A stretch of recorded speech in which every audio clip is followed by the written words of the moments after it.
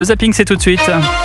19h, 21h, Europe 1 Soir. Tout ce qu'il fallait pas manquer aujourd'hui sur Europe 1. Bonsoir Dimitri Vernet. Bonsoir Pierre, bonsoir à tous. Le rapport choc sur les frères musulmans et sa version déclassifiée, dévoilée ce matin par Le Figaro. Et donc logiquement, c'est dans la revue de presse d'Europe 1 Matin avec Olivier Delagarde, comme tous les jours, à 8h40.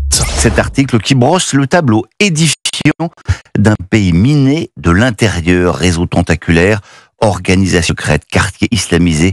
C'est un rapport choc donc sur les frères musulmans qui veulent instaurer la charia en France sur le site du Figaro. On va évidemment en parler toute la journée, donc sur l'antenne d'Europe 1. Et notamment dans Europe 1 13h avec autour de Céline Géraud aujourd'hui, la journaliste chroniqueuse Gabrielle Cluzel. Oui, alors ce rapport est infiniment intéressant. Ce qui est très dangereux, c'est que les frères musulmans sont d'une certaine façon le Bismarck de l'islam. C'est-à-dire que ils réunissent les diasporas dans nos pays sur le concept d'islamophobie, toutes les formes d'islam qui pouvaient être concurrentes de par le monde. Autre débat, question à 9h30 sur Europe 1 dans Culture Média. Après la désillusion Louane ce week-end, pourquoi la France n'arrive pas à remporter l'Eurovision depuis 1977 ?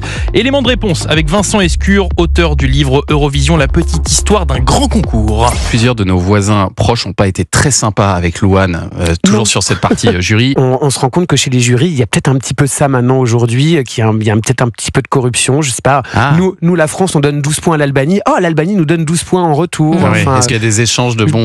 Peut-être. Corruption, complot. Charlotte Dornelas, elle, a son avis bien tranché sur le sujet. Écoutez, c'était lors du passage d'antenne entre Pascal Praud et Thomas Hill. Est-ce qu'il y a un complot ? Moi, je peux vous le faire. Bon, moi aussi. Charlotte. Depuis Marie-Myriam, il y a quelques trucs qui ont changé à l'Eurovision, tout le monde en a remarqué. Donc peut-être que si on se teignait les cheveux en bleu et qu'on parlait d'autre chose que maman, qui est probablement un concept en point de devenir fasciste d'ici quelques années, on y arriverait mieux. Voilà. C'est une lecture idéologique, c'est-à-dire que... Oui, vous m'avez chauffé, je vous la donne. Pascal Praud et vous, 11h, 13h sur Europe 1. Vous avez la parole au 01 80 20 39 21. Exemple avec ce témoignage du jour de Laetitia, habitante de la Sarthe, qui depuis une opération des amygdales... La Sarthe. Oui, Sarthe, pardon, excusez-moi. Qui depuis une opération des amygdales parle avec un accent anglais. Bon, je vous jure, c'est très sérieux, c'est un syndrome rare appelé le syndrome de l'accent étranger. Écoutez. Honnêtement, au quotidien, ça ne me pose pas de soucis. Je me suis habituée, je vis avec.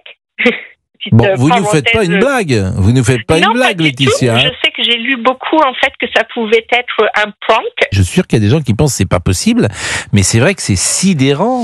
Témoignage de cette habitante de la Sarthe à retrouver. Oui, c'est ça. Sur le site et l'application d'Europe 1. Retourne en Sarthe et puis on se parle demain. Hein ? Merci Exactement, Dimitri Pierre. À demain. Vernet.